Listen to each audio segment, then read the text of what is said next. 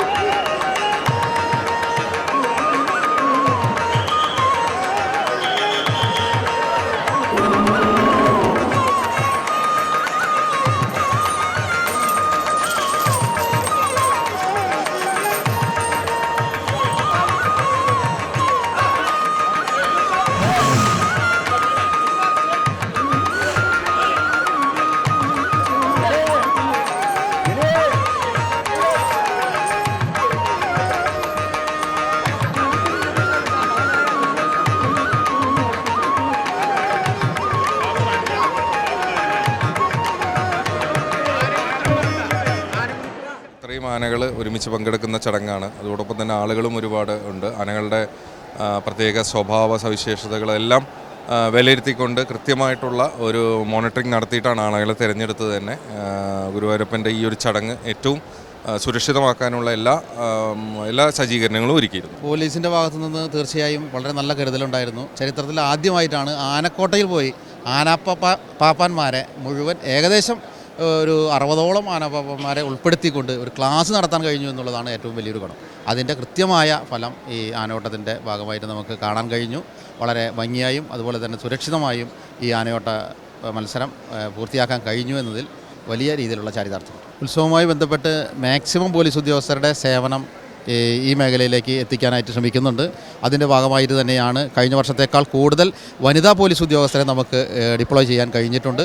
കൂടാതെ ഉത്സവത്തിൻ്റെ വരും ദിനങ്ങളിൽ മെച്ചപ്പെട്ട സൗകര്യങ്ങൾ ഇവിടെ വരുന്ന ഭക്തജനങ്ങൾക്ക് ഒരുക്കുന്ന രീതിയിലേക്കുള്ള എല്ലാവിധ സൗകര്യങ്ങളും പോലീസിൻ്റെ ഭാഗത്തു നിന്നും ഉണ്ടായിരിക്കുന്നതായിരിക്കും. വളരെ ചരിത്രപ്രസിദ്ധമായിട്ടുള്ള ഒരു ചടങ്ങാണ് ഗുരുവായൂരമ്പലത്തിലെ ഉത്സവത്തോടനുബന്ധിച്ച് ആദ്യമായി നടക്കുന്ന ആനയോട്ടം.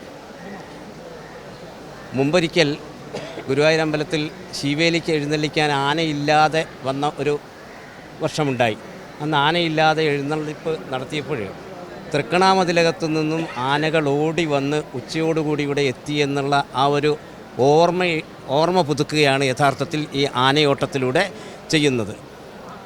ഗുരുവായൂർ ദേവസ്വത്തിൻ്റെ കീഴിലുള്ള എല്ലാ ആനകളും യഥാർത്ഥത്തിൽ ഈ ആനയോട്ടത്തിൽ പങ്കെടുക്കേണ്ടതാണ്. പക്ഷേ നമ്മുടെ എക്സ്പേർട്ട് കമ്മിറ്റി പരിശോധിച്ച് ആരോഗ്യ പരിപാലനത്തിൽ ഏറ്റവും നല്ല ആരോഗ്യമുള്ള 10 ആനകളെയാണ് ഇതിനു വേണ്ടിയിട്ട് തിരഞ്ഞെടുക്കുന്നത്. അങ്ങനെ 10 ആനകളിൽ നിന്ന് 5 ആനകളെ നറുക്കെട്ടെടുത്തു. അങ്ങനെ ഇന്നലെ നറുക്കെടുപ്പ് നടന്നു. ആ നറുക്കെടുപ്പ് നടന്നതിൽ ഇന്ന് ഈ ഓട്ടമത്സരത്തിൽ പങ്കെടുത്ത് വളരെ വാശിയേറിയ മത്സരം. സാധാരണ രീതിയിൽ ഒരു ആന മുന്നിൽ എത്തിക്കഴിഞ്ഞാൽ മറ്റാനകളൊന്നും അതിനെ ഓവർടേക്ക് ചെയ്ത് വരുന്ന ഇതില്ല. ഇന്നത്തെ മത്സരത്തിൽ ആദ്യം കണ്ണനായിരുന്നു മുന്നിലുണ്ടായിരുന്നത്. അത് കഴിഞ്ഞ് കുറച്ച് കഴിഞ്ഞപ്പോൾ കണ്ണനെ ഓവർടേക്ക് ചെയ്തുകൊണ്ട് ചെന്താമരാക്ഷൻ മുന്നിലെത്തി. ആ ചെന്താമരാക്ഷനെയും ഓവർടേക്ക് ചെയ്തുകൊണ്ടാണ് ഇന്നിപ്പോൾ ഗോകുൽ ഓടിയെത്തി ഒന്നാമനായി അമ്പലത്തിൽ കൊടിമരം തൊട്ട് വിജയിയായി വന്നിട്ടുള്ളത്. ആ വിജയിയായി വന്ന ഗോകുലിനെ അഭിനന്ദിക്കാനും അത് പ്രഖ്യാപിക്കുന്നതിനും ദേവസ്വം ഭരണസമിതിക്ക് വേണ്ടി അത് പ്രഖ്യാപിക്കുന്നതിനും വളരെയധികം സന്തോഷമുണ്ട്. ഉത്സവത്തിനായി ഗുരുഭവനപുരി ഒരുങ്ങിക്കഴിഞ്ഞു. ഇനിയുള്ള 10 നാൾ ഗുരുവായൂർ ഉത്സവ ലഹരിയിൽ.